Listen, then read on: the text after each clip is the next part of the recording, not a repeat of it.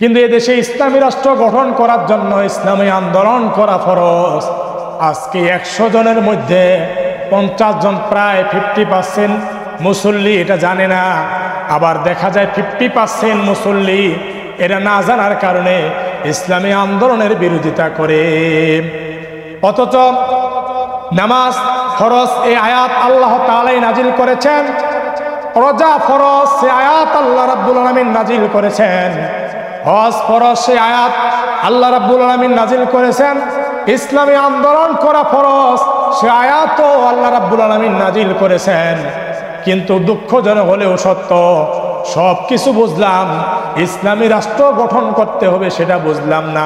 এদেশের জনগণ নামাজ ফরজ সেটা বুঝলো, এদেশের জনগণ রোজা ফরজ সেটাও বুঝলো, এদেশের জনগণ হজ ফরজ সেটাও বুঝলো, এদেশের জনগণ যাকাত দেওয়া লাগবে এটা ফরজ সেটাও বুঝলো, কোরআনের দলিল সবগুলো বুঝলো।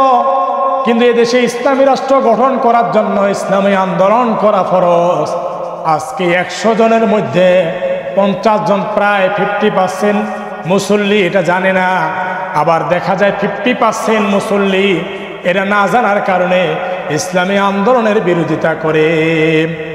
অথচ নামাজ ফরজ এই আয়াত আল্লাহ তাআলাই নাজিল করেছেন, রোজা ফরজ সে আয়াত আল্লাহ রাব্বুল আলামিন নাজিল করেছেন, হজ ফরজ সে আয়াত আল্লাহ রাব্বুল আলামিন নাজিল করেছেন, ইসলামী আন্দোলন করা ফরজ সে আয়াতও আল্লাহ রাব্বুল আলামিন নাজিল করেছেন। কিন্তু দুঃখজনক হলেও সত্য, সব কিছু বুঝলাম, ইসলামী রাষ্ট্র গঠন করতে হবে সেটা বুঝলাম না। ইসলামী আন্দোলন এমন ফরজ, আপনারা জানেন যদি কোনো ব্যক্তি নামাজ না পড়ে তাহলে সে গুনাহগার হয়ে যাবে, কবিরা গুনাহ করবে, কিয়ামতের ময়দানে তাকে আসামির কাঠগড়ায় দাঁড়াতে হবে। রোজা যদি কোনো ব্যক্তি না দেয় তাকেও আল্লাহ রাব্বুল আলামিন শাস্তি দিবেন, আল্লাহর ফরজ বিধানগুলো না মানলে শাস্তি দিবেন।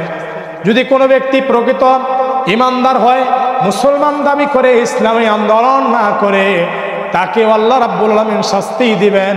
কোরআনে কারিমে আল্লাহ রাব্বুল আলামিন স্পষ্ট করে বলেছেন। এরপরে ইসলামী আন্দোলন না করার যে পরিণতি খারাপ হবে, ভয়ঙ্কর হবে, সে ব্যাপারে আল্লাহ রাব্বুল আলামিন বলেছেন। সূরার নাম তাওবা, কোরআনের 9 নম্বর সূরার 10 নম্বর পারার 38 নম্বর আয়াত দিয়ে আল্লাহ রাব্বুল আলামিন প্রমাণ করেছেন ইসলামী আন্দোলন করা ফরজ। এই ইসলামী আন্দোলন যদি না করেন, আল্লাহর জমিনে ইসলামী হুকুমত প্রতিষ্ঠার জন্য আন্দোলন না করেন, আল্লাহর জমিনে দিন কায়েমের জন্য আপনার স্বপ্ন না থাকে, আল্লাহ রাব্বুল আলামিন আপনাকে শাস্তি দিবেন। সেই কথা তারপরের আয়াতে আল্লাহ রাব্বুল আলামিন বলেছেন।